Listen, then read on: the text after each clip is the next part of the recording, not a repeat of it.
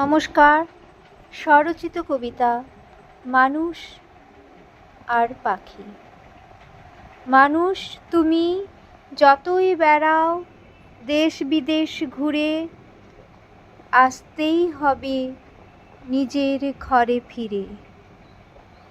সেথা যে তোমার জীবনতরীর নোঙর বাঁধা শক্ত করে। পাখি তুমি যতই বসো এ ডালে ও ডালে, ফিরে আসতেই হবে নিজের ছোট্ট নীড়ে ঠিক বিকেলে। যেথা তোমার আপনজন অপেক্ষা করে। নমস্কার।